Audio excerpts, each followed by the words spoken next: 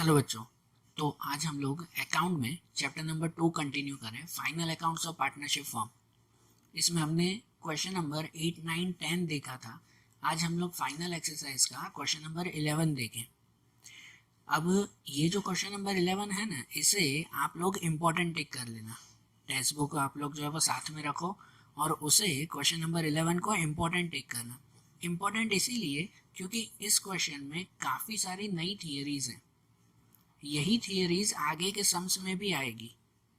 ये question number 11 करोगे ना तो ऐसे समझो आपका आधा चैप्टर हो गया, क्योंकि आगे के जितने भी अब सम्स होंगे ना उसमें थोड़ा थोड़ा सिर्फ चेंजेस होगा और ऑलमोस्ट एंट्री अब सब यही आएगी। तो क्वेश्चन नंबर 11 इंपॉर्टेंट टिक कर लो और उसमें देखो पहले जो है वो ये क्वेश्चन देख लें कि क्या दिया हुआ है कि from the trial balance and adjustment of partnership firm of Salim and Shabana prepare final accounts of partnership firm. दो पार्टनर्स है ना, सलीम एंड शबाना। हर सम में पहले क्या चेक करते हैं हम लोग? दो चीज़ें चेक करते हैं कि कैपिटल अकाउंट बनाना है कि कैपिटल के साथ करंट अकाउंट भी बनाना है। तो आपके टेक्स्ट बुक में देखो कि इसमें कैपिटल अकाउंट और उसके नीचे करंट अकाउंट भी लिखा हुआ ही है, मतलब इसमें दोनों अकाउंट बनाने हैं।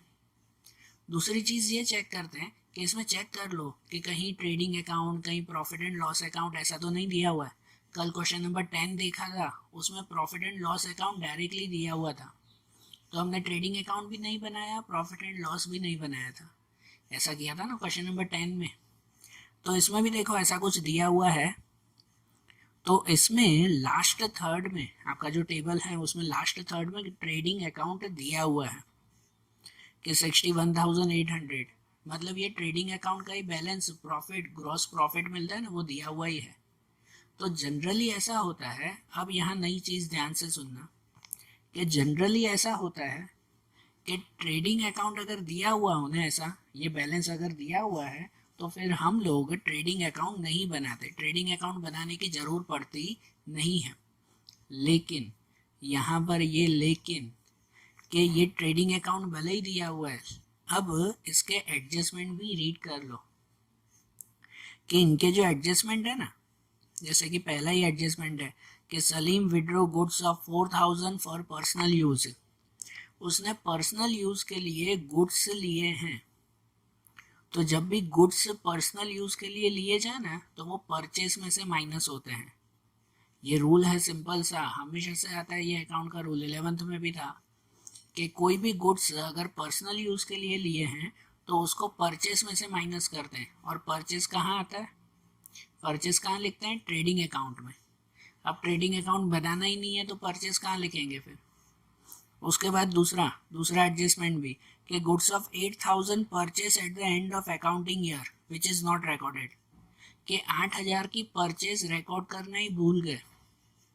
तो फिर ये 8,000 की परचेस कहाँ रिकॉर्ड करते हैं? ये भी तो ट्रेडिंग अकाउंट में करते हैं ना। तो यहाँ तो ट्रेडिंग अकाउंट दिया हुआ ही था, ट्रेडिंग अकाउंट बनाना ही नहीं था, तो ये एंट्रीज कहाँ पर?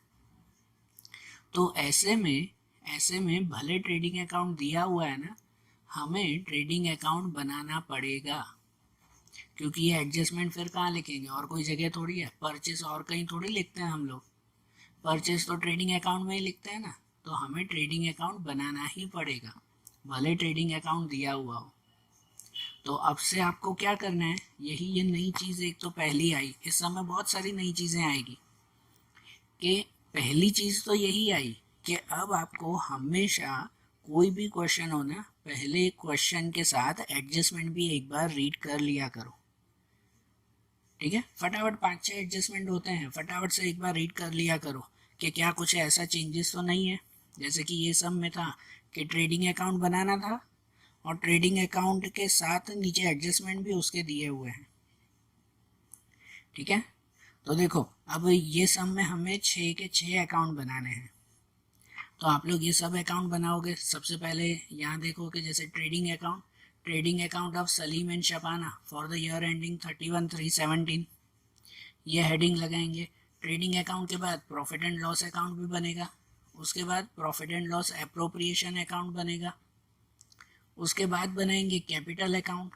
कैपिटल अकाउंट छोटा सा ही बनेगा, उसमें कोई वो कल भी बताया था कैपिटल अकाउंट में एंट्री एक आती है, तो 2-3 लाइन का खाली बनाया करो।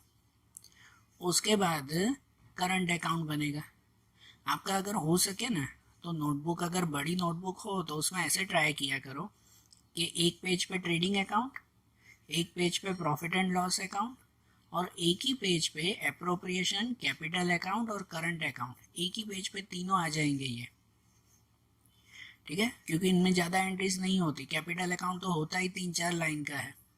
अगर एडजस्ट हो तो, नहीं तो भले अलग अलग पेज पे बनाओ, कोई कुछ कहेगा थोड़ी। और करंट अकाउंट के बाद आखिरी में बैलेंस शीट।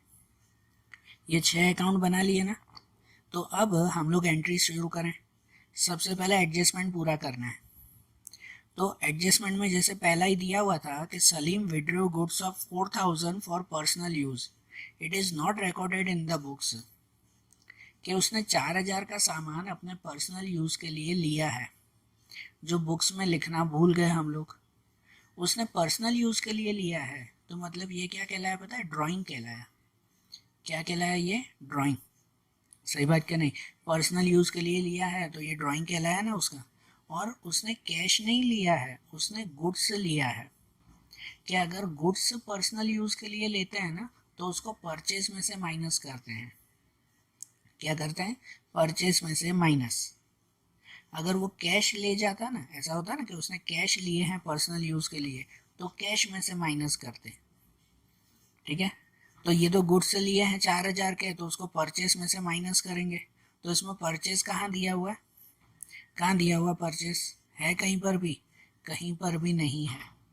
तो फिर इस एडजस्टमेंट की डायरेक्ट एंट्री करेंगे। परचेस तो है ही नहीं, तो उसकी डायरेक्ट एंट्री। तो इसकी एंट्री होगी कहाँ पर? इसकी एंट्री होगी ट्रेडिंग अकाउंट में ही होगी। तो ट्रेडिंग अकाउंट में ही ना। ये गुड्स लिए हैं, गुड्स की कोई भी एंट्री ट्रेडिंग अकाउंट में, प्रॉफिट एंड लॉस में नहीं जाती। तो हम लोग ट्रेडिंग अकाउंट में जाएंगे। यहाँ ध्यान देना कैसे लिखना है कि हम लोग जाएंगे ट्रेडिंग अकाउंट में। और जनरली देखो, फिर से बोल रहा हूँ कि उसने गुड्स लिए हैं, तो गुड्स जो है वो परचेस में से माइनस करते हैं। यहाँ रूल समझना, परचेस में से माइनस करते हैं। तो हम लोग परचेस कहाँ लिखते हैं? परचेस लिखते हैं यहाँ पर। अगर परचेस होता तो हम लोग यहाँ पे परचेस लिखते। ये समझो परचेस जितनी भी अमाउंट हुई उसमें से माइनस फिर ये ड्राइंग करते, ठीक है, उसमें से माइनस ड्राइंग करते जितनी होती, और फिर उसकी अमाउंट बाहर लिखते। ऐसा करते ना। लेकिन यहाँ परचेस ही नहीं है, तो ये माइनस किस में से करें? ड्राइंग। तो ये माइनस नहीं करना हो ना, जब भी यहाँ माइनस नहीं हो रहा हो ना, तो ऐसी माइनस वाली अमाउंट को हम लोग दूसरी साइड लिख देते हैं। कहाँ लिखते हैं? दूसरी साइड पर लिखते हैं। तो इसलिए परचेस में से तो माइनस हो नहीं रहा है, तो ये ड्राइंग यहाँ डेबिट में नहीं, कहाँ लिखी जाएगी? क्रेडिट में लिखी जाएगी। कि अगर परचेस होता ना तो यही ड्राइंग यहाँ माइनस करते। और माइनस करना मतलब क्या? उसको दूसरी साइड लिखना ही हुआ ना, बराबर ना। ये भी हमारे अकाउंट का रूल आता है, हर अकाउंट में यही रूल आता है कि अगर माइनस नहीं हो रहा है, यहाँ नहीं हो पा रहा है, तो उसको फिर दूसरी साइड पर लिख देते हैं। तो यहाँ माइनस नहीं हुआ तो ड्राइंग यहाँ लिखेंगे कि ड्राइंग्स ब्रैकेट में सलीम, सलीम ने लिए है ना ये, तो ड्राइंग ब्रैकेट में सलीम और अमाउंट लिखेंगे 4000। ये पहली एंट्री।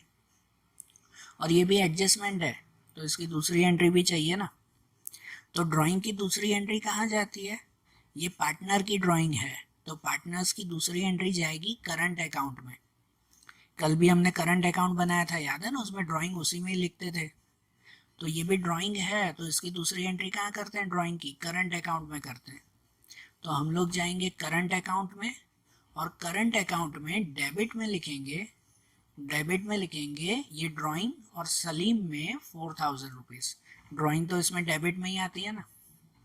तो करंट अकाउंट के डेबिट में ड्राइंग्स एंड 4000, ये हो गया ना। तो इसका मतलब कि जो सलीम ने ड्राइंग की थी वो हमने एंट्री कर दी ना। पहला एडजस्टमेंट हो गया ना ये। अब ऐसे ही दूसरा एडजस्टमेंट कि goods of 8000 purchase at the end of accounting year which is not recorded. कि ये भी है कि साल के एंड में 8000 का सामान खरीदा था जिसकी एंट्री की नहीं है। तो देखो, परचेज किया है लेकिन उसकी एंट्री भूल गए।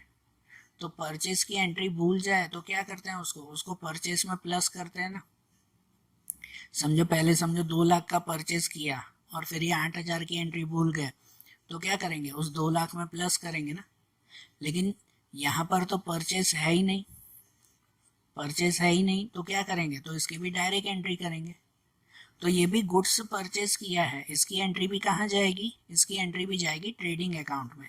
तो हम लोग फिर से ट्रेडिंग अकाउंट में जाएंगे और डेबिट पे ही लिखेंगे अनरिकॉर्डेड परचेस, डेबिट साइड पे ही अनरिकॉर्डेड परचेस लिखेंगे, ठीक है ना।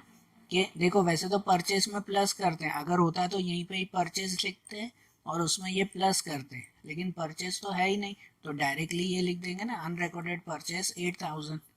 प्लस करना है तो उसी साइड पे ही लिखते हैं, अगर इसमें से माइनस करना होता तो यहाँ लिखते हैं, जैसे ड्राइंग यहाँ लिखा था हमने, ठीक है। आइए बात ध्यान। और इसकी दूसरी एंट्री कहाँ पर, कि ये अनरिकॉर्डेड परचेस, उसकी दूसरी एंट्री कहाँ, ये भी तो एडजस्टमेंट है ना, तो इसकी भी दूसरी एंट्री चाहिए। तो देखो परचेस का कोई भी इफेक्ट वो जाता है कहाँ पर, क्रेडिटर्स पे। परचेस का कोई भी इफेक्ट कहाँ जाता है, क्रेडिटर्स पे। कि अगर हमने परचेस ज़्यादा की है तो क्रेडिटर्स भी तो ज़्यादा हो जाएंगे ना।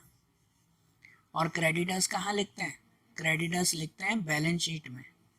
तो इसका मतलब इसकी दूसरी एंट्री जाएगी अनरिकॉर्डेड परचेस, उसकी दूसरी एंट्री जाएगी क्रेडिटर्स पे, ठीक है। ये रूल तो याद ही है ना कि अगर परचेस में कुछ भी होना तो क्रेडिटर में प्लस करते हैं, अगर सेल्स में कुछ भी होना तो उसे डेप्टर्स में प्लस करते हैं। तो देखो इसकी दूसरी एंट्री हमें क्रेडिटर में करनी है, तो पहले जो आपका टेक्स्ट बुक में ट्रायल बैलेंस दिया हुआ है ना, उस ट्रायल बैलेंस में ढूंढो क्रेडिटर है कहीं पे, है कहीं पर क्रेडिटर्स। तो देखो है ना, उसमें डेप्टर क्रेडिटर दिया हुआ है, तो उसमें डेबिट वाला डेप्टर होता है, क्रेडिट वाला क्रेडिटर होता है। तो हमें पहले सिर्फ क्रेडिटर का ही काम है। तो क्रेडिटर कितने रुपए के हैं, 24,000 के, और उसमें ये 8,000 और भी प्लस करने अनरिकॉर्डेड परचेस। तो हम लोग बैलेंस शीट में जाएंगे, बैलेंस शीट में लायबिलिटी पे ऊपर कुछ लाइन छोड़कर फिर लिखेंगे क्रेडिटर्स, क्रेडिटर्स 24,000 के हैं और उसमें प्लस अनरिकॉर्डेड परचेस लिखेंगे 8,000, तो बाहर लिखेंगे 32,000। तो ये अनरिकॉर्डेड परचेस की भी एंट्रीज हो गई ना, 2 एंट्री, बरोबर। उसके बाद नंबर 3 एडजस्टमेंट है कि prepaid insurance is ₹400, prepaid insurance 400 के हैं, बराबर। तो यहाँ पर इंश्योरेंस प्रीपेड मतलब एडवांस में दे दिया है। तो आपके ट्रायल बैलेंस में कहीं पे इंश्योरेंस दिया हुआ है, इंश्योरेंस या इंश्योरेंस प्रीमियम लिखा हुआ है ना, फर्नीचर के नीचे लिखा हुआ है इंश्योरेंस प्रीमियम 2000 का। तो 2000 का इंश्योरेंस प्रीमियम है जिसमें से 400 रुपये एडवांस में दे दिए। तो जो एडवांस में खर्चा दे दिया ना, तो उसको हम लोग क्या करते हैं, उसमें से माइनस करते हैं। तो ये इंश्योरेंस प्रीमियम क्या है हमारा, इंश्योरेंस प्रीमियम हमारा एक्सपेंस है। और एक्सपेंस कहाँ लिखते हैं, तो एक्सपेंस लिखते हैं प्रॉफिट एंड लॉस अकाउंट में। एक्सपेंस कहाँ लिखा जाता है, प्रॉफिट एंड लॉस अकाउंट में लिखा जाता है। तो हम लोग अब प्रॉफिट एंड लॉस में जाएंगे, प्रॉफिट एंड लॉस में डेबिट साइड पे, एक्सपेंस है तो डेबिट पे ही, कि डेबिट पे लिखेंगे इंश्योरेंस प्रीमियम ये 2000 का, और उसमें से माइनस करेंगे प्रीपेड, कि एडवांस में दे दिया है, कि माइनस प्रीपेड करेंगे 400 में, और 400 रुपये एडवांस में दे दिया, तो अब बाकी इंश्योरेंस प्रीमियम हुआ 1600 रुपये। और ये जो प्रीपेड किया, ये जो प्रीपेड इंश्योरेंस किया 400 रुपये का, इसकी दूसरी एंट्री चाहिए ना। तो प्रीपेड एक्सपेंसेस की दूसरी एंट्री कहाँ जाती है, तो प्रीपेड एक्सपेंसेस होते हैं ना, उसकी दूसरी एंट्री जाती है बैलेंस शीट में एसेट्स में। कल भी बताया था कि कोई भी खर्चा अगर एडवांस में दे दिया हो, प्रीपेड एक्सपेंसेस हो, तो उसको एसेट्स में लिखते हैं, बैलेंस शीट में एसेट्स में। अगर प्रीपेड इनकम हो ना, तो वो लायबिलिटी में लिखते हैं। तो ये प्रीपेड एक्सपेंसेस हैं तो उसको एसेट्स में, मतलब अब जाएंगे बैलेंस शीट में, और बैलेंस शीट में एसेट्स की तरफ लिखेंगे प्रीपेड इंश्योरेंस प्रीमियम, कि प्रीपेड इंश्योरेंस प्रीमियम कितना, 400 रुपये। जितना प्रीपेड किया उतना ही ना, वो 1600 की अमाउंट नहीं लिखते, जो एडजस्टमेंट है उसी की अमाउंट लिखते हैं। हो गया थर्ड भी। अब नंबर 4, कि नंबर 4 पे है कि from debtors 800 is not recoverable and provide 5% bad debt reserve on debtors. कि डेप्टर्स में 800 नॉट रिकवरेबल, मतलब 800 रुपये अब डेप्टर्स में से मिलने वाले नहीं हैं। डेप्टर्स वो ना जिनसे हमें पैसे लेने हैं, अब उनमें से 800 रुपये नहीं मिलेंगे, मतलब ये 800 रुपये क्या हुआ, हमारा बेड डेप हो गया कि ये 800 रुपये गए हमारे। और उसके बाद 5% बेड डेप रिजर्व रखनी है। तो इसकी एंट्री भी कहाँ करते हैं, डेप्टर्स की एंट्री कहाँ आती है, इसी एसेट्स पर ना। तो आपके यहाँ ट्रायल बैलेंस में डेप्टर्स दिए हुए है ना, डेप्टर्स और क्रेडिटर्स जो लिखे थे उसमें डेप्टर्स हैं 36,800, और उसके साथ ट्रायल बैलेंस में ही नीचे देखो कि बेड डेप और बेड डेप रिजर्व भी दी गई है ना, बेड डेप और बेड डेप रिजर्व। तो ये जो दिया हुआ है ना bad debt and bed debt reserve, तो वो भी काउंट करना होगा।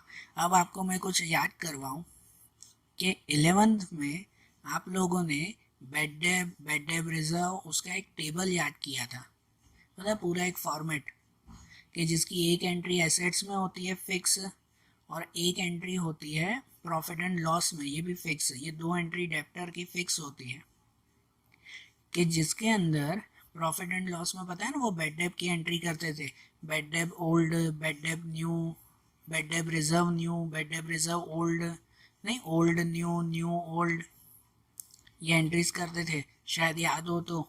और अगर नहीं है याद तो अब यहाँ पे फिर से अच्छी तरह से समझ लो कि अब जब भी डेप्टर का सम आएगा, आगे के सभी सम में यही एंट्रीज होगी कि जब भी अब डेप्टर का जो है वही एडजस्टमेंट आएगा, सम आएगा, तो उसमें यही एंट्री करेंगे। तो यहाँ देखो कि यहाँ पर सबसे पहले एसेट्स में एंट्री करते हैं। एसेट्स में क्या करते हैं पता है, एडजस्टमेंट की एंट्रीज। तो आपके डेप्टर्स कितने हैं 36,800, और उसके ऊपर नंबर 4 वाला एडजस्टमेंट दिया हुआ है ना।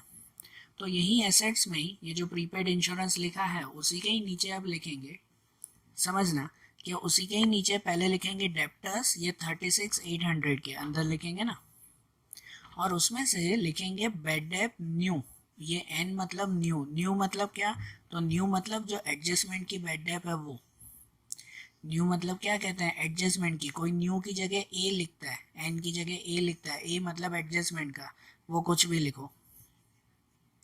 यहाँ पर जो बेड डेप लिखनी है वो कौन सी बेड डेप आएगी, एडजस्टमेंट वाली। तो आपके एडजस्टमेंट में कितनी बेड डेप दी गई है, 800 रुपये ना, 800 इज नॉट रिकवरेबल, मतलब ये बेड डेप हो गई ना। तो यहाँ डेप्टर्स जो है 36,800, उसमें से पहले बेड डेप माइनस करेंगे 800, और तो उसका आंसर मिलेगा, पहले यही माइनस करके लिखेंगे कि उसका आंसर मिलेगा 36,000, और उसके ऊपर फिर बेड डेप रिजर्व लगाएंगे। Bed debt reserve new, new मतलब क्या, एडजस्टमेंट की। तो एडजस्टमेंट की बेड डेप रिजर्व कितनी है, 5% है, मतलब इस 36,000 के 5% निकालेंगे। तो कैलकुलेटर में चेक करो, 36,000 के 5% कितने होंगे, 1800 होंगे ना। तो इस 36,000 में से ये 1800 माइनस, तो बाहर कितना बचेगा, 34,200, ठीक है। और ये जो बेड डेप और बेड डेप रिजर्व ये एडजस्टमेंट में है ना, तो इसकी दूसरी एंट्री चाहिए ना, तो इनकी दूसरी एंट्री जाएगी प्रॉफिट एंड लॉस में। बेड डेप वो हमारा लॉस है, और बेड डेप रिजर्व ये भी एक तरह का लॉस ही कहलाता है कि हमने प्रॉफिट में से इतना अलग किया है। तो ये दोनों वो कहाँ जाएंगे, प्रॉफिट एंड लॉस में। लेकिन आपको ऑलरेडी ट्रायल बैलेंस में बेड डेप और बेड डेप रिजर्व दी गई है ना, है कि नहीं। आपके ट्रायल बैलेंस में टेक्स्ट बुक में देखो कि बेड डेप दी गई है और बेड डेप रिजर्व भी। जो डेबिट में होता है ना वो बेड डेप होता है, और जो क्रेडिट में हुआ ना वो बेड डेप रिजर्व हुआ। तो डेबिट वाला बेड डेप वो 400 रुपये और बेड डेप रिजर्व 2000 भी दिया हुआ है, तो उनकी भी एंट्री साथ में करनी है हमें। तो अब देखो कि हम लोग प्रॉफिट एंड लॉस में जाएंगे, और प्रॉफिट एंड लॉस में डेबिट साइड पे ये एक फॉर्मेट बना लेंगे। पहले यही फॉर्मेट की बात कर रहा था कि ये फॉर्मेट आपको 11th में आता था, ठीक है। और हर ट्रायल बैलेंस में अभी सम में आया ना, अब आगे के सभी सम में ये आएगा ही आएगा कि डेप्टर्स, जब भी डेप्टर्स की एंट्री हो ना, बेड डेप की एंट्री हो ना, तो ये फॉर्मेट हमें बनाना ही है। ये फॉर्मेट में क्या आता है, पहले लिखते हैं bad debt old plus bad debt new plus bad debt reserve new minus bad debt reserve old. ठीक है, तो ये फिक्स कर लेते हैं हमें, ये फॉर्मेट हमेशा याद रखो कि बेड डेब ओल्ड, ओल्ड मतलब क्या, ओल्ड मतलब कि जो ट्रायल बैलेंस में दिया हुआ है, ओल्ड मतलब जो आपको ट्रायल बैलेंस में पहले दिया हुआ है वो, और बेड डेब न्यू, न्यू मतलब जो एडजस्टमेंट में गिना आपने वो, जो एडजस्टमेंट में गिना वो, और bed debt reserve new, new मतलब भी जो एडजस्टमेंट में है, और bed debt reserve old, old मतलब जो ट्रायल बैलेंस में है। तो पहले पहले जो है वो ये फॉर्मेट बना लेते हैं और फिर उसके सामने उसकी अमाउंट लिखते जाते हैं कि जैसे कि पहले बेड डेब ओल्ड, तो देखो आपके ट्रायल बैलेंस में जो टेबल है उसमें बेड डेब कितना दिया हुआ है, डेबिट वाला बेड डेब होता है तो बेड डेब 400 रुपये।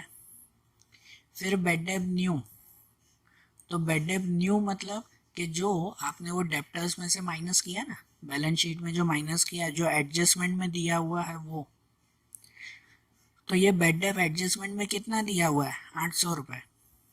ठीक है, तो वो बेड डेब 800 रुपये लिखेंगे। फिर bad debt reserve new plus bad debt reserve new, तो bad debt reserve new adjustment में कितना था, 5%, तो हमने आगे 5% गिना ना, बैलेंस शीट में गिना ना 5%, कितना हुआ 1800, and minus bad debt reserve old, ध्यान देना ये आखिरी वाला माइनस होगा कि minus bad debt reserve old.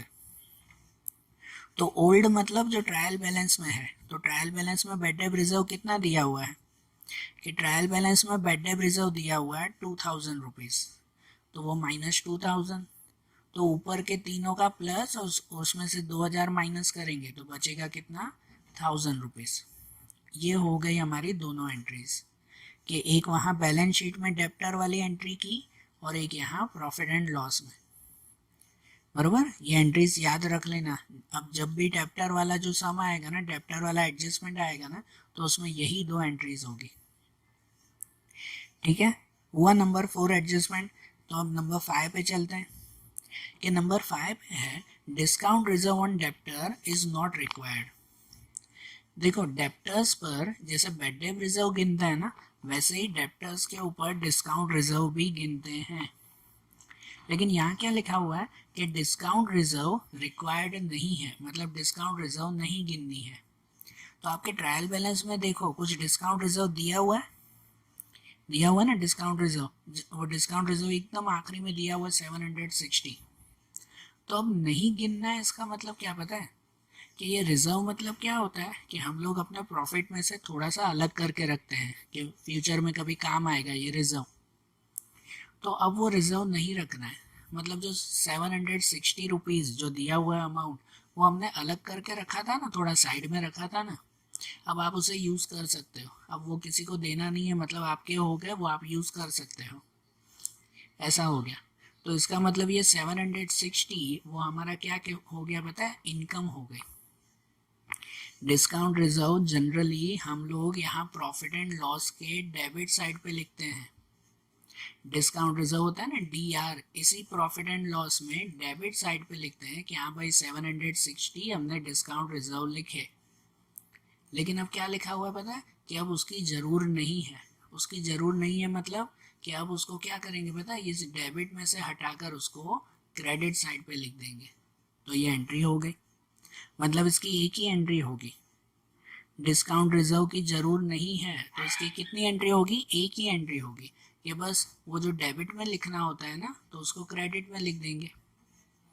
Actually दो एंट्री क्या कहलाई पता है कि यहाँ जो डेबिट में लिखना होता है ना, उसकी ज़रूर नहीं है, मतलब यहाँ डेबिट में ऐसे लिखा जाता है कि ये 760, उसमें से माइनस 760 कर दो, ज़रूर नहीं है मतलब माइनस कर दो, तो अमाउंट क्या हो जाएगी, ज़ीरो बाहर, ये नहीं बराबर, बाहर जीरो। तो डिस्काउंट रिजर्व यहाँ से माइनस कर दिया, ज़रूर नहीं है, और अब जो ज़रूर नहीं है तो वो अपनी इनकम हो गई ना, तो वो उसकी दूसरी एंट्री कर देते हैं यहाँ इनकम में। तो यहाँ ये जीरो वाली एंट्री बताने की ज़रूर नहीं है, सिर्फ उसको कहाँ लिख देते हैं, यहाँ प्रॉफिट एंड लॉस के क्रेडिट में। तो सिंपल और शॉर्ट मतलब ये हो गया कि देखो आपने जो है वो थोड़े पैसे अलग करके रखे थे, समझना, समझो आपके पास कुछ रुपए थे, उसमें से 700 रुपये अलग करके रखे कि यार मुझे उसे सामने वाले को देने हैं, तो मतलब ये मेरा खर्चा था ना, क्या मुझे सामने वाले को देने हैं, 700 रुपये मैंने अलग करके रखे हैं, लेकिन अब मुझे पता चला कि अब तो मुझे उसको देना ही नहीं है, तो वो 700 रुपये क्या हो गया, मेरा खर्चा नहीं ना, अब तो वो मेरी इनकम हो गई ना, मतलब वो तो मेरा फ़ायदा हो गया ना कि अब 700 रुपये नहीं देने हैं। तो जब भी कोई अमाउंट उसे नहीं देनी है तो उसको कहाँ लिख देते हैं हम लोग, फ़ायदे में। तो इसलिए इस डिस्काउंट रिजर्व की ये एक ही एंट्री होगी, कहाँ पर, ये प्रॉफिट एंड लॉस के क्रेडिट में लिखेंगे, प्रॉफिट एंड लॉस में ही जाएंगे और क्रेडिट में लिखेंगे discount reserve 760 rupees. Okay, number 5 वाला एडजस्टमेंट हो गया। अब नंबर 6 वाला एडजस्टमेंट, तो नंबर 6 में है provide depreciation on plant machinery at 20% and furniture at 5%। हमें प्लांट मशीनरी पे 20% डेप्रिसिएशन और फर्नीचर पे 5% डेप्रिसिएशन गिनना है। तो अब डेप्रिसिएशन कहाँ गिनते हैं, वो तो बैलेंस शीट में ना, पता है डेप्रिसिएशन होता है मतलब एसेट्स में से माइनस करते हैं। तो प्लांट मशीनरी पे 20% डेप्रिसिएशन, तो आपके ट्रायल बैलेंस में देखो प्लांट मशीनरी कहाँ पे है, दिया हुआ है ना, लैंड बिल्डिंग के नीचे प्लांट मशीनरी 40,000 दिया हुआ है, उस पर 20% गिनने। तो हम लोग जाएंगे पहले बैलेंस शीट में, हम लोग बैलेंस शीट में जाएंगे और बैलेंस शीट में ये जो डेप्टर्स वाली एंट्री की थी उसके नीचे लिखेंगे प्लांट मशीनरी 40,000, अंदर लिखेंगे प्लांट मशीनरी 40,000 और उसमें से माइनस डेप्रिसिएशन करेंगे 8,000। डेप्रिसिएशन तो माइनस ही होता है ना, तो उसमें से माइनस डेप्रिसिएशन 8,000 किया, तो बाहर कितनी अमाउंट आई, 32,000। और ये डेप्रिसिएशन क्या है, हमारा एडजस्टमेंट है, तो इस एडजस्टमेंट की दूसरी एंट्री कहाँ करते हैं, तो ये डेप्रिसिएशन एडजस्टमेंट की दूसरी एंट्री हो जाएगी प्रॉफिट एंड लॉस में, क्योंकि डेप्रिसिएशन एक तरह का हमारा लॉस है ना, ये है तो लॉस ना, एक्सपेंस है हमारा। तो हम लोग प्रॉफिट एंड लॉस के डेबिट में जाएंगे, प्रॉफिट एंड लॉस में जाएंगे और उसके डेबिट में लिखेंगे डेप्रिसिएशन ऑन प्लांट मशीनरी कितने रुपए, 8,000 रुपये। ये हो गया ना। और उसी एडजस्टमेंट में दूसरा है कि फर्नीचर पे 5% डेप्रिसिएशन गिनना है। तो फर्नीचर कितना दिया हुआ है, उसी प्लांट मशीनरी के नीचे लिखा हुआ है फर्नीचर 10,000 रुपये। तो ये फर्नीचर की एंट्री भी हम लोग बैलेंस शीट में ही करेंगे ना, मतलब फिर से बैलेंस शीट में जाएंगे, प्लांट मशीनरी के नीचे अब लिखेंगे फर्नीचर के फर्नीचर 10,000 रुपये माइनस डेप्रिसिएशन, तो 10,000 के 5% गिनो, कैलकुलेटर में गिनो, तो उसके 5% 500 रुपये, तो 10,000 माइनस 500 कितना हो जाएगा, 9,500। और ये जो डेप्रिसिएशन है ना 500 रुपये, उसकी भी दूसरी एंट्री कहाँ जाएगी, प्रॉफिट एंड लॉस में। देखो डेप्रिसिएशन में इसी की एंट्री करते हैं, ये एंट्री मत कर देना। डेप्रिसिएशन 500 रुपये का है तो सिर्फ 500 रुपये की दूसरी एंट्री होगी, ये 9,500 की नहीं। उतावल में ये लिख के आते हो, नहीं ये लिखना है। तो ये डेप्रिसिएशन भी जाएगा प्रॉफिट एंड लॉस में। तो फिर से प्रॉफिट एंड लॉस में जाएंगे, जहाँ लिखा ना डेप्रिसिएशन ऑन प्लांट मशीनरी, उसके नीचे ही लिखेंगे डेप्रिसिएशन ऑन फर्नीचर 500 रुपये। ओके, तो ये 6th वाला एडजस्टमेंट भी हो गया ना, सब एडजस्टमेंट हो गए। तो अब क्या करेंगे, अब बस अब बाकी की एक एक एंट्री करते जाओ। अब तो सिंगल सिंगल एंट्री करनी है ना। तो देखो अब ट्रायल बैलेंस में शुरुआत करें पहले से, कि सबसे पहले कैपिटल अकाउंट। तो कैपिटल अकाउंट को कहाँ लिखेंगे, कैपिटल अकाउंट में ही लिखेंगे, जो पता है ना उसमें एक ही एंट्री आती है, वही एक एंट्री करेंगे। तो अब जाएंगे कैपिटल अकाउंट में और कैपिटल अकाउंट में क्रेडिट्स की साइड, क्रेडिट साइड पे लिख देंगे बैलेंस ब्रॉड फॉरवर्ड, कि ये बैलेंस लेके आए। कैपिटल अकाउंट तो क्रेडिट में ही आता है। कितना है, सलीम में 1,60,000 और शबाना में 1,20,000। ये दो पार्टनर है ना, आपके टेक्स्ट बुक में दिया हुआ, सलीम में 1,60,000 और शबाना में 1,20,000। ये इसकी एक ही एंट्री, इस पर कोई दूसरी एंट्री तो करनी नहीं है। फिर उसके नीचे टेक्स्ट बुक में है करंट अकाउंट।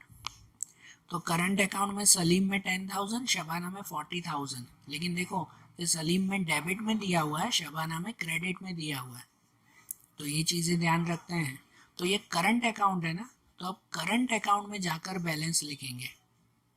तो अब करंट अकाउंट में जाएंगे और उसमें यहाँ डेबिट साइड पे भी लिखेंगे बैलेंस ब्रॉड फॉरवर्ड। और डेबिट में किसका है, किसका दिया हुआ है दोनों में से? तो डेबिट में सलीम का दिया हुआ है 10,000, शबाना में कुछ नहीं। और क्रेडिट में भी लिखेंगे बैलेंस ब्रॉड फॉरवर्ड, क्रेडिट में भी लिखा जाएगा कि उसमें शबाना का दिया हुआ है 40,000, शबाना का बैलेंस क्रेडिट में दिया हुआ है ना 40,000 रुपीज़, तो सलीम में कुछ भी नहीं और ये शबाना में 40,000 लिखेंगे। ये करंट अकाउंट की एंट्री हो गई। उसके बाद क्या दिया हुआ है? Stock of goods, stock of goods 31,317, इसका मतलब ये आखिरी दिन क्लोजिंग स्टॉक हुआ। तो क्लोजिंग स्टॉक उसकी एंट्री कहाँ करते हैं? बैलेंस शीट में। सिर्फ अगर एक ही एंट्री हो ना, ट्रायल बैलेंस में दिया हुआ हो ना तो बैलेंस शीट में, अगर एडजस्टमेंट में दिया हुआ हो ना तो ट्रेडिंग अकाउंट में भी लिखते हैं और बैलेंस शीट में भी लिखते हैं ये क्लोजिंग स्टॉक। लेकिन ये एडजस्टमेंट में नहीं है, सिर्फ यहीं पे ही दिया हुआ है। तो ये स्टॉक ऑफ गुड्स वो हम लोग लिखेंगे बैलेंस शीट में। बैलेंस शीट में यहाँ आखिरी में लिखेंगे क्लोजिंग स्टॉक कितना? 54,600, ये लिखा। उसके बाद दिया हुआ है कैश बैलेंस, कैश बैलेंस 560, तो कैश बैलेंस भी क्या है? वो भी हमारी एसेट्स ही है ना, वो भी यही लिखता है ना। तो यही क्लोजिंग स्टॉक के नीचे लिखेंगे अब कैश बैलेंस 560 रुपीज़, ठीक है ना, वही एसेट्स पे ही लिखेंगे। कैश बैलेंस के बाद है current account with bank. Current account with bank, पता है ना बैंक में हम लोग अकाउंट खुलवाते हैं तो सेविंग अकाउंट भी होता है। जो बिजनेसमैन होते हैं वो अपना करंट अकाउंट भी शुरू करवाते हैं। तो इस बिजनेसमैन ने करंट अकाउंट जो है वो शुरू करवाए होंगे, तो ये करंट अकाउंट है। लेकिन बैंक में जब भी हो ना तो एक चीज़ चेक किया करो, बैलेंस कौन सी साइड पे दिया हुआ है, डेबिट में कि क्रेडिट में। अगर डेबिट में दिया हुआ है तो वो बैंक बैलेंस हुआ, उसे एसेट्स में लिखेंगे। अगर क्रेडिट में दिया हुआ होता तो वो बैंक ओवरड्राफ्ट हो जाता, उसे लायबिलिटी में लिखते। कल भी मैंने बताया था कैश फिक्स होता है, कैश की एंट्री फिक्स होती है, कैश को एसेट्स में ही लिखते हैं। लेकिन बैंक को चेक करना पड़ता है डेबिट में है कि क्रेडिट में है। डेबिट में हो तो एसेट्स में लिखेंगे, क्रेडिट में हो तो लायबिलिटी में लिखेंगे। तो इसमें कहाँ है वो? इसमें current account with bank 14,000 debit में दिया हुआ है, मतलब एसेट्स में, कि ये जो कैश बैलेंस लिखा है ना उस कैश बैलेंस के नीचे वहीं पे ही लिखेंगे करंट अकाउंट विद बैंक 14,000, वहीं लिखा जाएगा ना। करंट अकाउंट के बाद है फिक्स डिपॉजिट ऑफ एसबीआई। हम लोग बैंक में फिक्स डिपॉजिट करवाते हैं ना, एफडी करवाते हैं ना, तो वो भी यहाँ पे डेबिट में दिया हुआ है। तो डेबिट में दिया हुआ है मतलब एसेट्स में ही लिखेंगे ये 80,000। तो यही एसेट्स में जो करंट अकाउंट विद बैंक लिखा उसी के ही नीचे लिखेंगे फिक्स डिपॉजिट ऑफ एसबीआई, ठीक है ना, उसी के ही नीचे वही लिखा जाएगा ना कि फिक्स डिपॉजिट ऑफ एसबीआई 80,000। उसके बाद डेप्टर क्रेडिटर, तो डेप्टर क्रेडिटर की एंट्री तो पहले कर ली ना। मैं हमेशा बोल रहा हूँ जो भी सम हो ना तो उसमें एडजस्टमेंट हो जाए उसे टिक कर दिया करो। तो अब ये फिक्स डिपॉजिट की एंट्री के बाद डेप्टर क्रेडिटर हो गया, फिर लिखेंगे सैलरी। तो सैलरी क्या है हमारा? सैलरी एक्सपेंस है, तो वो एक्सपेंस कहाँ लिखते हैं? प्रॉफिट एंड लॉस में, डेबिट में। तो अब प्रॉफिट एंड लॉस में जाएंगे और प्रॉफिट एंड लॉस में डेबिट साइड पे लिखेंगे ये सैलरी 37,000, ये एक्सपेंस हुआ ना। सैलरी के बाद है लैंड बिल्डिंग, तो लैंड बिल्डिंग वो हमारी एसेट्स कहलाती है। तो लैंड बिल्डिंग की एंट्री कहाँ पे? वो बैलेंस शीट में। तो अब बैलेंस शीट में जाएंगे और जो फिक्स डिपॉजिट लिखा था उसके नीचे लिखेंगे ये लैंड बिल्डिंग 1,20,000।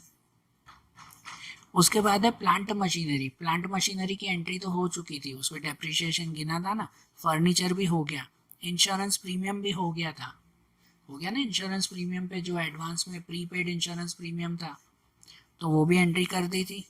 फिर lease hold building from 1,416 for 5 years 60,000। देखो लीज होल्ड बिल्डिंग आया है, ये पहले सम में था, क्वेश्चन नंबर 8 में था। लीज होल्ड बिल्डिंग मतलब क्या? कि जो हमने रेंट पे लिया है, लीज मतलब रेंट पे, लेकिन जिसमें 5 साल 10 साल का रेंट पहले ही दे देते हैं, एडवांस में दे देते हैं। तो ऐसा जो वो रेंट हो ना, कि उस रेंट को अगर आप लोग एक ही साथ 5 साल का रेंट दिया है, लेकिन अगर आप लोग फाइनल अकाउंट में एक ही साथ उसे एक्सपेंस में बता दो ना तो वो लॉस हो जाता है। तो 5 साल का रेंट हो ना तो हर साल थोड़ा थोड़ा कट करना पड़ता है। जैसे कि देखो यहाँ पर ये ब्रैकेट में है, तो ये एक तरह का एडजस्टमेंट हुआ। क्या लिखा हुआ, फ्रॉम 16 फॉर 5 ईयर्स, कि 5 साल के लिए हमने वो लीज होल्ड मशीनरी ली है, सॉरी बिल्डिंग नहीं है मशीनरी है, कि लीज होल्ड मशीनरी ली है हमने 5 साल के लिए, कि जिसका रेंट हमने दे दिया 60,000। तो 5 साल के लिए हमने 60,000 दिए हैं, तो एक साल का कितना होगा, तो 60,000 डिवाइड बाय 5 कर देंगे ना। एक साल का रेंट कितना, तो एक साल का रेंट कितना, तो 12,000 रुपये होगा। तो इसकी एंट्री कहाँ करेंगे, देखो है तो ये मशीनरी, मशीनरी मतलब कि एक तरह का एसेट्स ही हुआ, तो उसकी एक एंट्री तो एसेट्स में ही जाएगी। तो यही एसेट्स में लैंड बिल्डिंग के नीचे लिखेंगे कि लीज होल्ड, यहाँ लैंड बिल्डिंग के नीचे, ठीक है, यहाँ देखो सॉरी हैंड राइटिंग अगर थोड़ी छोटी हो तो ध्यान देना, उसी के ही नीचे यहाँ पे लिखेंगे लीज होल्ड मशीनरी, मैंने बिल्डिंग लिख दिया उतावल में, लीज होल्ड बिल्डिंग लिख दिया है, बिल्डिंग नहीं है मशीनरी दिया हुआ, ठीक है, नाम सही कर देना आप, कि लीज होल्ड मशीनरी लिखेंगे 60,000 और उसमें से माइनस रिटर्न ऑफ करेंगे एक साल की अमाउंट। ये 60,000 5 साल के लिए था, तो उसमें से एक साल का खर्चा कितना, तो एक साल का खर्चा हुआ 12,000 रुपये। तो 60,000 में से 12,000 माइनस करेंगे रिटर्न ऑफ, मतलब इस साल का कट किया, और उसमें से माइनस किया तो बाहर अमाउंट बचेगी 48,000। ये 48,000 आगे के 4 साल में कट करते जाएंगे, ठीक है। और ये जो रिटर्न ऑफ किया ना 12,000 रुपये, उसकी दूसरी एंट्री चाहिए ना, ये एडजस्टमेंट हो गया, ऐसे ब्रैकेट में दिया हुआ है, मतलब ये हिडन एडजस्टमेंट हो गया, तो इसकी भी दूसरी एंट्री। तो ये 12,000 रुपये इस साल का हमारा रेंट है। 5 साल का तो भले साथ में दिया, लेकिन इस साल का रेंट तो 12,000 रुपये हुआ ना। तो ये 12,000 रेंट हमारा एक्सपेंस हुआ, तो उसे प्रॉफिट एंड लॉस में लिखेंगे। तो अब जाएंगे प्रॉफिट एंड लॉस में, और सैलरी के नीचे लिखेंगे कि रिटर्न ऑफ लीज होल्ड, देखो मैंने बिल्डिंग की एंट्री कर दी थी यहाँ, कि return of lease hold building नहीं मशीनरी, लीज होल्ड मशीनरी कितने, 12,000 रुपीज़ हो गई ये भी एंट्री। उसके बाद अब टेक्स्ट बुक पे क्या है कि स्टेशनरी प्रिंटिंग, स्टेशनरी प्रिंटिंग। तो स्टेशनरी प्रिंटिंग क्या होता है, ये भी हमारा एक्सपेंस ही है, कि साल में स्टेशनरी प्रिंटिंग का कितना खर्चा हुआ, तो उसका खर्चा हुआ हमारा 1,200 रुपये। अगर स्टेशनरी प्रिंटिंग स्टॉक होता ना, ध्यान देना कोई सम में होगा ऐसा, स्टेशनरी प्रिंटिंग स्टॉक, अगर स्टॉक लिखा हुआ होता ना तो उसे एसेट्स में लिखते, क्योंकि स्टॉक हमारा एसेट्स कहलाता है। लेकिन ये क्या है, सिर्फ स्टेशनरी प्रिंटिंग, तो सिर्फ स्टेशनरी एंड प्रिंटिंग वो हमारा एक्सपेंस हुआ, मतलब यही प्रॉफिट एंड लॉस में यही लीज होल्ड मशीनरी के नीचे लिखेंगे, उसी के ही नीचे लिखेंगे यहाँ पर स्टेशनरी प्रिंटिंग, यही प्रॉफिट एंड लॉस में स्टेशनरी प्रिंटिंग कितने, 1,200 रुपीज़, बराबर। उसके बाद स्टेशनरी प्रिंटिंग के बाद है बेड डेब और बेड डेब रिजर्व, वो तो हमने एंट्री कर ली। उसके बाद एडवर्टाइजमेंट एक्सपेंस, तो एडवर्टाइजमेंट एक्सपेंस कहाँ लिखते हैं, वो भी यहीं लिखते हैं ना, यही स्टेशनरी प्रिंटिंग के नीचे अब लिखेंगे एडवर्टाइजमेंट एक्सपेंस, तो उसके नीचे एडवर्टाइजमेंट एक्सपेंस भी 1,200 रुपये दिया हुआ है। उसके बाद है ट्रैवलिंग एक्सपेंस, तो ट्रैवलिंग एक्सपेंस कहाँ लिखते हैं, वो भी यहीं लिखते हैं, यही एडवर्टाइजमेंट एक्सपेंस के नीचे अब लिखेंगे ट्रैवलिंग एक्सपेंस 800 रुपये, हो गया ना। उसके बाद ट्रेडिंग अकाउंट, तो ट्रेडिंग अकाउंट कहाँ लिखेंगे, ट्रेडिंग अकाउंट लिखेंगे ट्रेडिंग अकाउंट में ही हमने बनाया ना, तो ट्रेडिंग अकाउंट दिया हुआ ना, तो उसको बैलेंस करके लिखेंगे, स्टार्टिंग में नहीं होता बाय बैलेंस या टू बैलेंस। तो ये ट्रेडिंग अकाउंट कौन सी साइड पे दिया हुआ है, क्रेडिट में दिया हुआ है, तो हम लोग क्रेडिट में जाकर ही ट्रेडिंग अकाउंट में क्रेडिट में जाकर ऊपर ही ऊपर लिखेंगे बैलेंस, कि ये बाय बैलेंस हो गया कितना 61,800, ये ट्रेडिंग अकाउंट में हो गया। उसके बाद है loan of Shabana, loan of Shabana from 1/10/16 जो दिया हुआ है 60,000। अब ये लोन दी गई है, ये भी हमने पहले सम में बताया था कि जब भी लोन की एंट्री हो ना तो उसकी 3 जगह पर फिक्स एंट्री करते हैं, 3 एंट्री, 3 जगह नहीं 3 एंट्री फिक्स करते हैं। कौन कौन सी 3 एंट्री, तो सबसे पहले तो ये लोन है वो हमारी लायबिलिटी होती है। कोई भी अगर लोन लेते हैं तो वो हमारी लायबिलिटी हुई, तो वो लायबिलिटी हमेशा कहाँ लिखते हैं, बैलेंस शीट में लायबिलिटी साइड पे। तो सबसे पहले तो बैलेंस शीट में जाएंगे और बैलेंस शीट में यहाँ लायबिलिटी में क्रेडिटर्स के नीचे लिखेंगे ये लोन फ्रॉम शबाना। तो लोन फ्रॉम शबाना कितना होगा, 60,000 होगा, ठीक है। और इस 60,000 में फिर उसके ही नीचे इंटरेस्ट, ये दूसरी एंट्री, पहली एंट्री ये करते हैं, फिर दूसरी एंट्री ये करते हैं, उसी के ही नीचे उसका इंटरेस्ट लिखेंगे। तो कितना इंटरेस्ट देना है, यहाँ को दिया हुआ है, यहाँ तो दिया हुआ है 11016। तो 11016 का मतलब क्या कि 110 से हमें काउंट करना है। तो इसका मतलब पता है 31/3 तक, साल के एंड तक हो गए 6 महीने, 10, 11, 12, उसके बाद 1, 2, 3, मतलब कि 6 महीने हो गए। तो 6 महीने का इंटरेस्ट है, लेकिन कितने परसेंटेज, इंटरेस्ट तो गिनना है लेकिन कितने परसेंटेज गिने। तो ये शबाना वो पार्टनर में आती है, सलीम और शबाना 2 पार्टनर है ना, तो ये पार्टनर की लोन है, लोन फ्रॉम शबाना, ये पार्टनर की लोन है। और कोई भी पार्टनर की लोन होना तो उसके ऊपर बिना देखे 6% इंटरेस्ट देना होता है। ये पहले चैप्टर में भी हमने देखा था, कितने परसेंटेज, 6% का इंटरेस्ट देना है। तो इसका मतलब ये जो 60,000 है ना हमारे पास, उस 60,000 के, इस 60,000 के पहले 6% गिनना, कि उसके 6% गिनना कितने हो रहे हैं। तो उसके 6% गिनोगे ना, आंसर मिलेगा 3600। कितने होंगे, 3600। और उसको फिर 6 महीने का इंटरेस्ट गिनना है, ये 6% और कितना, 6 महीने का। तो 6 महीने का मतलब उसको करेंगे मल्टीप्लाई 6/12। तो इस 3600 को मल्टीप्लाई 6/12 करना, तो इंटरेस्ट कितना मिलेगा, 1800। तो इसलिए इंटरेस्ट ऑन लोन लिख देंगे 1800 का। और ये जो सेकेंड एंट्री हुई ना इंटरेस्ट, उसकी दूसरी एंट्री होगी, ये एडजस्टमेंट है, इसकी दूसरी एंट्री चाहिए। तो इंटरेस्ट ऑन लोन की दूसरी एंट्री कहाँ होगी, प्रॉफिट एंड लॉस में, ये एक्सपेंस ही है ना, तो प्रॉफिट एंड लॉस में जाएगा और वहाँ पर आखिरी में लिखेंगे इंटरेस्ट ऑन लोन, कितना, 1800 रुपीज़। हो गई ना ये भी एंट्री।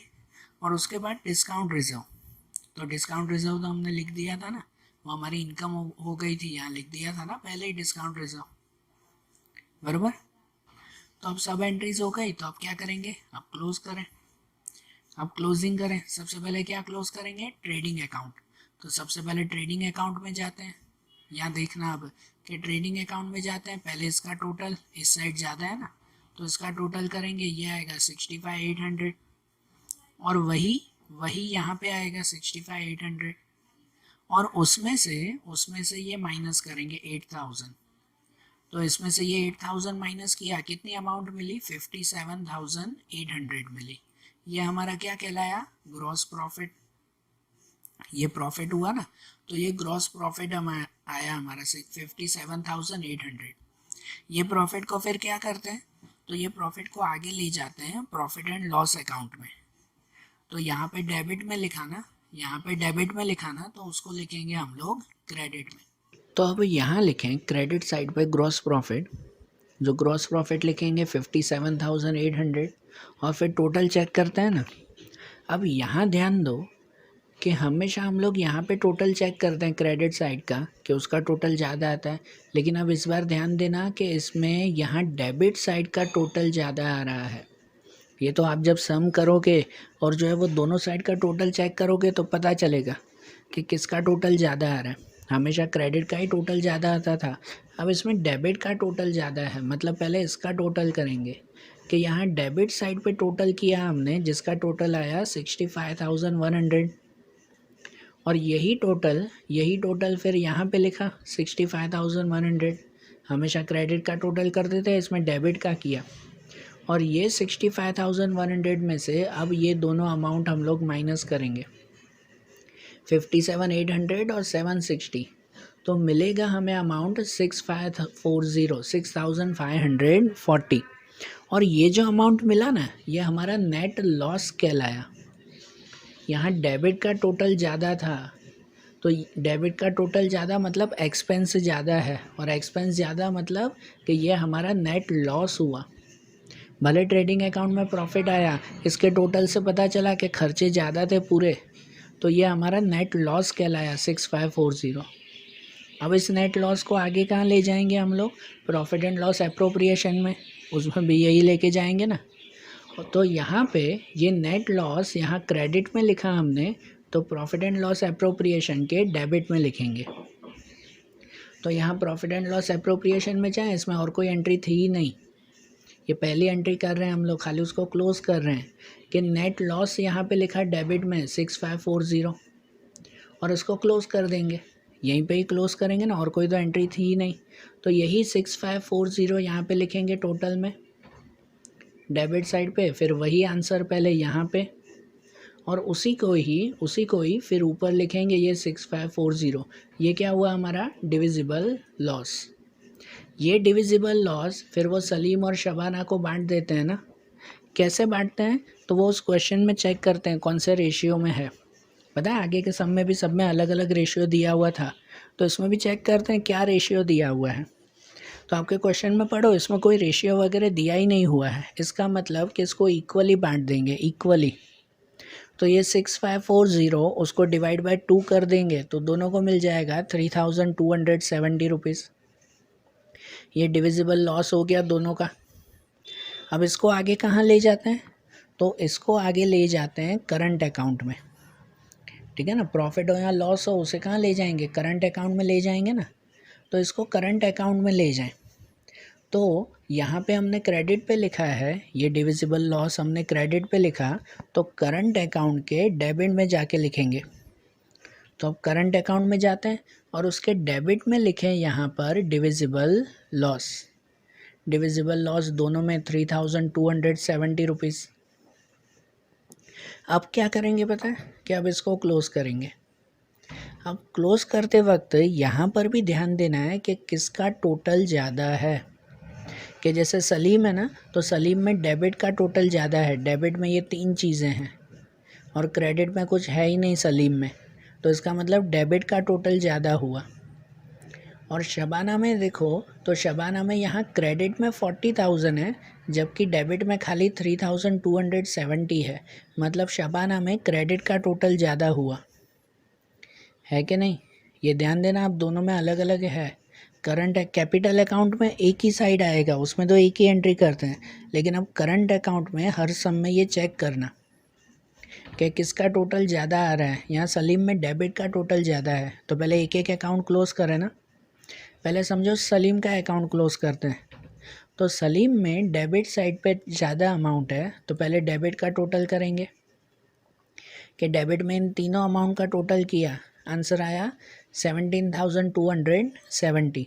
वही टोटल फिर यहाँ लिखा 17,270। इस टोटल में से कुछ माइनस करने लायक है ही नहीं, कुछ है ही नहीं ना, क्या माइनस करें। तो वही का वही लिखेंगे यहाँ पर 17,270 बैलेंस कैरी फॉरवर्ड। ये सलीम का बैलेंस यहाँ पे बचा ना, ये बैलेंस कैरी फॉरवर्ड। अब शबाना का टोटल करें, तो उसमें यहाँ क्रेडिट साइड पे ज़्यादा है, क्रेडिट साइड पे यही है 40,000। ये 40,000 यहाँ लिखा, फिर यही अमाउंट यहाँ पर भी लिखेंगे 40,000 रुपीज़, और ये 40,000 में से ये 3,270 रुपीज़ माइनस करेंगे।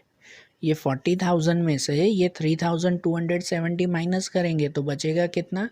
बचेगा 36,730 रुपीज़। ये लिखेंगे इस शबाना के लिए बैलेंस कैरी फॉरवर्ड, ठीक है। और ये जो बैलेंस बचता है ना, जैसे शबाना में यहाँ डेबिट साइड पे बचा और यहाँ सलीम में जो है वो क्रेडिट साइड पे बचा है, तो ये जो बैलेंस बचा उस बैलेंस को कहाँ ले जाते हैं? उस बैलेंस को ले जाते हैं बैलेंस शीट में। लेकिन अब यहाँ दूसरी नई बात कि इनको बैलेंस शीट में ले कहाँ जाएंगे। पहले तो हमेशा दोनों सेम साइड होते थे, दोनों को लायबिलिटी में लिखते थे, लेकिन यहाँ तो एक डेबिट में है एक क्रेडिट में है, तो कहाँ पे ले जाएंगे? तो ये भी एक चीज़ नोट कर लो, कहीं पर भी ऊपर लिख लो बुक में या कहीं पे भी याद कर लो कि करंट अकाउंट के वक्त जो अमाउंट अब डेबिट में बचे ना, जैसे ये शबाना की अमाउंट डेबिट में बची ना, ये बैलेंस कैरी फॉरवर्ड कहाँ आया, डेबिट में ना। तो जो अमाउंट डेबिट में बचे तो उसे लायबिलिटी में ले जाते हैं, उसे कहाँ ले जाते हैं, लायबिलिटी में। और जो अमाउंट क्रेडिट में बचे ना, जैसे यहाँ इसका आखिरी बैलेंस कहाँ आया, क्रेडिट में आया, तो जो अमाउंट क्रेडिट में बचे ना तो उसे एसेट्स में ले जाते हैं। ये याद रखना, अगर उल्टा लिख दिया जरा सा भी तो बैलेंस शीट का टोटल आएगा ही नहीं, पता है ना आपको, उसका टोटल ही नहीं आएगा, सम गलत फिर।